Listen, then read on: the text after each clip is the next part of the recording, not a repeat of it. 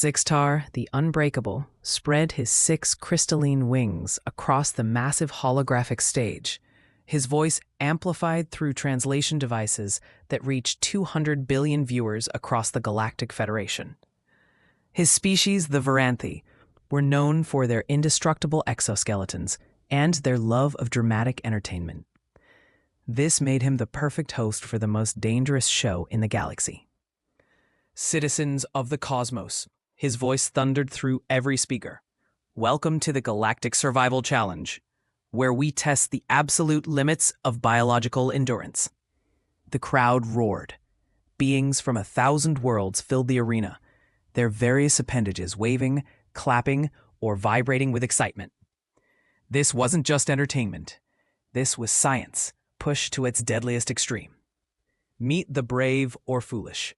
Our first contestant, Zixtar announced, gesturing to a massive platform, is Vorlax of the Chromian Empire.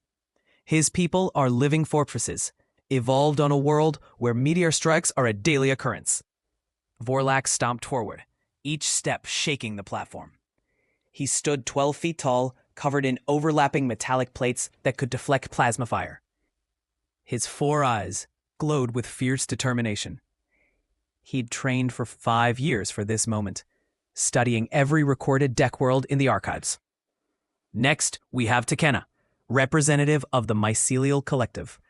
Zixtar's enthusiasm never wavered. A hive-mind organism with distributed consciousness across 47 individual bodies, capable of processing threats from multiple angles simultaneously. Tekena flowed onto the stage like living water, her individual components moving in perfect synchronization. Her species had never lost a member to predation. They were too smart, too coordinated, too aware. She pulsed with quiet confidence. And finally, Zixtar paused, checking his datapad with visible confusion. Marcus Chen, human, from planet Arya. Marcus shuffled onto the stage wearing cargo pants, hiking boots, and a faded t-shirt that read, "I survived Yellowstone 2048. He carried nothing. No gear, no weapons, no armor. He looked around the massive arena with the mild interest of someone waiting for a bus. Hey, Marcus waved awkwardly. This is the survival show, right? I signed up online and they said there'd be prize money. My student loans are no joke. The audience fell silent. Confused whispers rippled through the crowd. Mr. Chen, Zixtar said carefully, you understand this is a Class-12 death world scenario. The mortality rate is 96%. Most species consider this a suicide mission. Marcus shrugged. Yeah, I read the waiver. Honestly, sounds like that time I went backpacking in Alaska. Have you guys ever dealt with mosquitoes? 'Cause that's real suffering. Welcome to Hell. Planet Kralar 7 appeared on the massive screens behind them. A world of crimson skies, black forests, and oceans that bubbled with thermal vents. The atmosphere was breathable, technically, but filled with spores that caused hallucinations in most species. The gravity was 1.4 times galactic standard. The temperature swung 40 degrees between day and night. And the wildlife had evolved for pure aggression. Contestants, Zixtar's voice grew serious. You will be dropped with 0 equipment. No tools, no supplies, no communication devices. Survive for 48 hours, and you win 500,000 galactic credits. Die, and well, you die. Medical teams will extract your remains for proper burial. Vorlax slammed his armored fists together, creating sparks. I am ready to prove Chromian superiority. Tekena pulsed in agreement, her collective mind already calculating survival strategies. Marcus raised his hand. Quick question. Are there any rivers or streams down there? I'm gonna need fresh water pretty quick. There are acidic waterways, Zixtar said slowly, with pH levels that can dissolve organic matter. So that's a maybe, Marcus nodded. Cool. I'll figure it out. The transport pod screamed through Kralar 7's atmosphere like a falling star. Inside, 3 contestants prepared for hell in their own ways. Vorlax was locked in meditation, his armor plates shifting into maximum defensive configuration. Tekena had compressed her 47 bodies into a tight formation, ready to scatter upon landing. Marcus was looking out the window, genuinely enjoying the view. Pretty sunset, he commented. Kinda reminds me of Arizona. The pod slammed into the surface with bone-jarring force. The doors blew open with a hiss of hydraulics, and immediately the contestants were hit with the smell of Krayler-7, sulfur, decay, and something sharp that made your eyes water. Vorlax charged out, scanning for threats with his advanced sensory organs. Tekena dispersed, her bodies creating a perimeter. Marcus stepped out, took a deep breath, and immediately coughed, then looked around with the practiced eye of someone who'd done this before. Okay, he said to himself. First things first. Shelter, water, fire, same as always. Camping basics.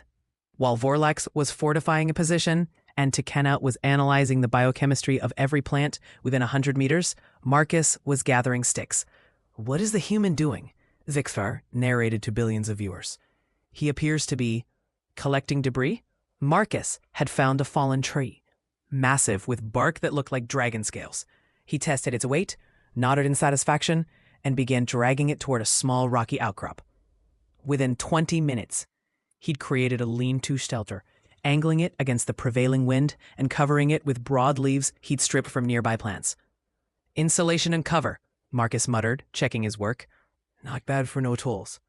Then came fire. Marcus gathered dry moss, scraped a pile of wood shavings from a dead branch, and found 2 pieces of flint-like rock. He struck them together, creating sparks that caught in the moss. He blew gently, coaxing the ember into flame, then built it up with small twigs before adding larger pieces. Ladies and gentlemen, Zixar breathed. The human has created combustion through manual friction. On a Class-12 death world, in under an hour. Vorlax stopped his fortification to stare. Tekena's collective consciousness focused all its attention on Marcus. Fire was supposed to be impossible here. The moisture in the air, the atmospheric composition, every calculation said it couldn't work. But there it was, crackling happily. Who wants dinner? Marcus called out. I'd found what looked like root vegetables and was already roasting them over the flames. I think these are safe. They smell like sweet potatoes. The first night. As darkness fell, Krayler-7 revealed its true nature. The forest came alive with sounds. Clicks, howls, and something that sounded disturbingly like laughter. Bioluminescent creatures drifted through the trees like malevolent stars. Vorlax had positioned himself in a defensive formation, his armor locked and ready. Tekena had spread her bodies in a wide circle, ready to detect any approach. Marcus was sitting by his fire, whittling a stick into a spear with a sharp rock. That's when the stalker arrived. It emerged from the shadows like a nightmare-given form. 12 feet of scaled muscle, 6 legs ending in razor claws, and a head that was mostly teeth. Its eyes glowed with predatory intelligence as it fixed on the 3 contestants. Vorlax prepared to fight. Tekena prepared to flee. Marcus stood up, raised his arms to make himself bigger, and shouted, "Hey, get out of here! Go on, get!" He clapped his hands together sharply, the sound echoing through the forest. The stalker stopped, tilted its head. It had never encountered prey that made itself bigger and louder when confronted. Marcus grabbed a burning branch from the fire and waved it. I said get, you don't want this. For a long moment, nothing happened. Then the apex predator of Krayler-7 turned around and slunk back into the forest. Silence fell over the campsite. Did he just... Zixar's voice was barely a whisper across the galaxy. Did he just scare the Krayler stalker by yelling at it? Marcus sat back down and continued whittling his spear. Predators are all the same. They're looking for easy meals. You show them you're not easy, they usually move on. Learned that with coyotes back home. Vorlax's armor plates rattled with something that might have been laughter or existential dread. Tekena pulsed a single thought across her collective.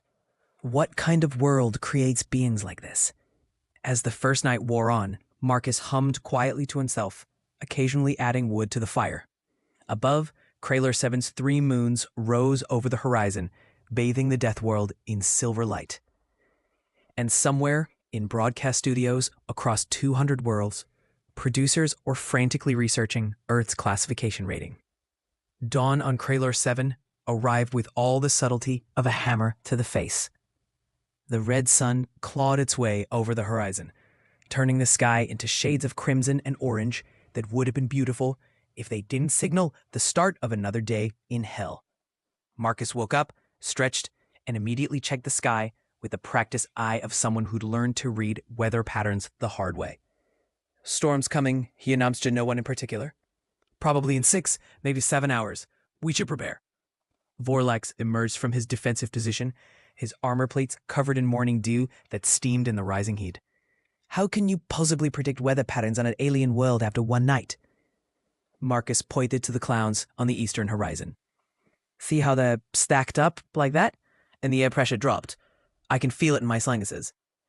Plus, the local wildlife went quiet about an hour ago. Animals always know when bad weather's coming." Tekenna's collective had spent the entire night analyzing data, and none of her 47 bodies had predicted a storm.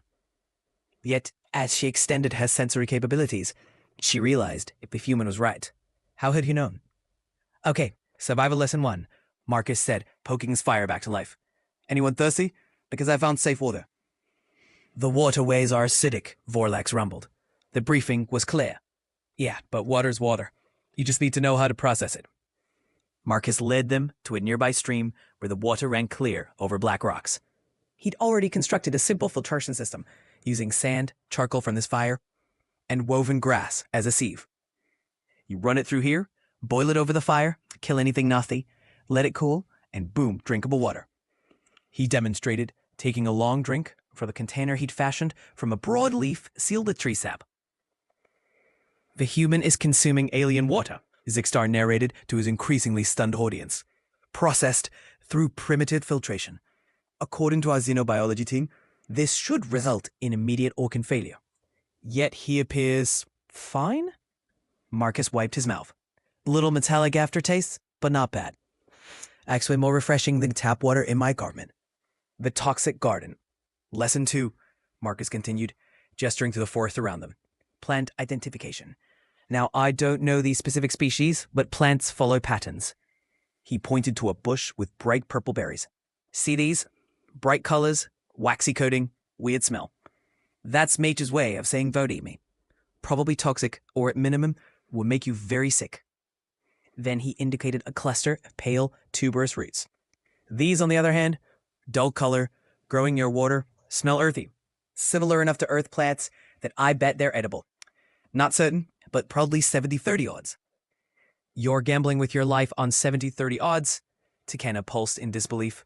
"I mean, yeah, that's better odds than I had with that gas station sushi last month, and I survived that." Marcus dug up several roots and added them to his food stash. "Besides, I did a small taste test earlier. Put a tiny bit on my tongue, waited 20 minutes, no burning or numbness. That's usually a good sign." Vorlax was taking mental notes despite himself. His species had advanced technology, genetic modifications, and comprehensive databases. Yet this human, with nothing but observation and pattern recognition, was navigating an alien ecosystem like he'd lived here for years. "Your planet," Vorlax said slowly. "What class is it rated?" "I don't know. Someone said 11. Seems harsh, honestly. I mean, yeah, Earth has some rough spots, but we've got pizza delivery and high-speed internet, so it balances out." "Class 11, Tekenna whispered across her network. "One step below this death world, and they have food delivery services." The Alpha Dreadclaw. The peaceful morning education session ended abruptly when the ground began to shake. Not an earthquake. This was rhythmic, purposeful, the footsteps of something massive approaching with deliberate intent. "Oh no," Zixtar's voice cracked across the broadcast. "Viewers, that seismic signature belongs to an Alpha Dreadclaw. These creatures are the apex predators of Kraylor 7. They have never failed to kill every living thing they encounter. Our contestants have approximately 60 seconds before..." The creature burst through the tree line like a living battering ram. 15 feet tall, covered in overlapping bone plates, with arms that ended in 3-foot claws designed to rend and tear. Its head was a nightmare of horns and teeth, and its eyes glowed with an intelligence that was somehow worse than pure animal instinct. Vorlax immediately went into full combat mode, his armor extending blade projections. Tekenna scattered her bodies, preparing to sacrifice some to save the collective. Marcus looked at the Dreadclaw, assessed it for 3 seconds, and did something completely unexpected. He sat down, just sat down cross-legged on the ground, making himself smaller, and slowly reached for his food cache. "Human, what are you doing?" Vorlax hissed. "It's not hunting," Marcus said quietly, not breaking eye contact with the massive predator. "Look at its posture. It's aggressive, yeah, but it's also cautious. It's territorial, not hungry. See how it keeps glancing at our shelter? We're in its space." The Dreadclaw took a step forward, claws scraping against stone. Marcus very slowly, very carefully, pulled out several of the roots he gathered and the remains of some fish-like creatures he'd caught that morning. He held them up so the Dreadclaw could see, then gently tossed them about 10 feet to his right, away from the camp. "Peace offering," Marcus said in a calm, steady voice. "We don't want trouble, just passing through. That's good food, better than chasing us. We're bony and we fight back." The Dreadclaw's head swiveled between Marcus and the food. Its nostrils flared, processing scents and intentions. "You're negotiating," Tekena said in wonder, "with an apex predator, using food and body language." "Everything negotiates," Marcus replied, still maintaining calm eye contact. "Predators are cost-benefit analysts. Make yourself too expensive to kill, offer an alternative. Most times, they'll take it." The Dreadclaw approached the food, sniffed it, then consumed it in 3 massive bites. It looked at Marcus one more time. Was that respect in those alien eyes? Then turned and disappeared back into the forest. Across the galaxy, 200 billion beings sat in absolute silence. "I need a drink," Zegstar muttered off mic. "I need several drinks. Someone explain to me how that just happened." "Storm warning. Okay, storm's definitely coming," Marcus said, standing and brushing off his pants. "And it's going to be bad. See that color in the clouds? That's not normal atmospheric content. I'm betting electrical storm with some kind of gas release." Gas release? Vorlax's sensors were just beginning to detect unusual methane concentrations in the air. "Yeah, this planet's volcanic, right? Pressure builds, releases through vents. If there's an electrical storm at the same time," Marcus looked genuinely concerned for the first time. "We need to get to higher ground immediately. Away from vents, away from anything that could conduct electricity." "How do you know about volcanic gas releases?" Tekena asked. "Discovery Channel mostly. Plus, my uncle lives near Mount Rainier. He's always going on about Lahar risks and gas planets. Super fun at family dinners." The sky was darkening rapidly now, clouds boiling up with unnatural speed. The air smelled like rotten eggs. Sulfur dioxide, Marcus's brain supplied helpfully from half-remembered high school chemistry. "Follow me," Marcus said, grabbing his essential supplies. "There's a ridge about half a mile north. Rocky outcrop, good elevation, no vegetation to catch fire. We can wait it out there." "How do you know where north is?" Vorlax demanded. Marcus pointed to the moss growing on the trees. "Moss grows on the shadier side, which is south on this planet, based on the sun's movement yesterday. Plus, I've been tracking star positions at night. Basic navigation." They ran. Well, Marcus ran. Vorlax stomped with surprising speed for his size, and Tekena's bodies flowed like a living stream. Behind them, the forest began to hiss as gas vents opened across the landscape. The storm hit just as they reached the ridge. Lightning split the sky in colors Marcus had never seen: purple, green, white, blue. Each bolt was followed by explosions as methane pockets ignited. The temperature dropped 20 degrees in seconds, and rain began falling. But this rain was wrong, viscous, and it sizzled where it hit exposed rock. "Chemical precipitation," Tekena analyzed. "High sulfuric acid content. This will dissolve organic matter." Marcus had already pulled them under an overhanging rock formation. "Yeah, acid rain. We had that problem on Earth too. Industrial pollution, coal burning, killed a bunch of forests before we got smart about it." "Your planet had acid rain?" Vorlax stared. "Has. Present tense. Still working on fixing it completely." Marcus was checking the rock above them for stability. "But hey, at least we acknowledged the problem. That's progress." The storm raged over 2 hours. Lightning struck so close that Marcus could feel his hair standing on end. Gas explosions created fireballs that rolled across the landscape like angry ghosts. The acid rain carved new channels in the stone, and Marcus sat calmly, occasionally checking the sky, completely unfazed by the apocalypse happening around them. "Lesson 3, he said during a brief lull in the lightning. "Nature doesn't care about you. It's not trying to kill you personally. It just is. Once you accept that, it gets less scary. You just adapt and keep moving. The final challenge. When the storm finally passed, the landscape had changed. The stream Marcus had found was now a raging river of muddy, chemical-laden water. And between them and the extraction point, which would arrive in 3 hours, was that river. "We have to cross," Tekena stated. "There's no other route." The water moved fast, carrying debris and foam that suggested a pH level that would strip flesh from bone. The width was about 30 feet, normally manageable except for the whole dissolve your body thing. Marcus studied the river for several minutes, then looked upstream. There. See those fallen trees? They're creating a partial dam. Water's slower there than the trees are stable. Been there since before the storm. "You want us to cross using trees and acid water?" Vorlex rumbled. "The trees are already dead and partially petrified. See the color? The acid can't hurt them much more. We used these bridges. Move quickly. Don't fall in." Marcus said it like he was suggesting a shortcut through a parking lot. He went first, naturally, stepped onto the first tree trunk, tested his weight, then moved across with the balance of someone who'd walked plenty of fallen logs before. Halfway across, a surge of water hit the dam, and the tree shifted. Marcus rode it out, adjusting his stance, and kept moving. "Your turn," he called back. "Don't overthink it. Confidence and momentum." Vorlex went next, his weight making the crossing precarious, but his low center of gravity keeping him stable. Tekena flew across, her distributed bodies able to spread the risk. They made it with 20 minutes to spare before the extraction ship arrived. The truth comes out. The extraction ship's pilot stared at the 3 contestants in disbelief. "You're all alive. You're all completely fine. How?" "The human taught us," Vorlex said simply. "Survival techniques we never imagined." Back in the studio, Izixtar faced the largest viewership in galactic history. "Marcus Chen, human from Earth. I has to ask, how did your species learn to survive such conditions?" Marcus shrugged, looking uncomfortable with the attention. "I mean, we had to. Earth doesn't give you a choice. You learn or you die.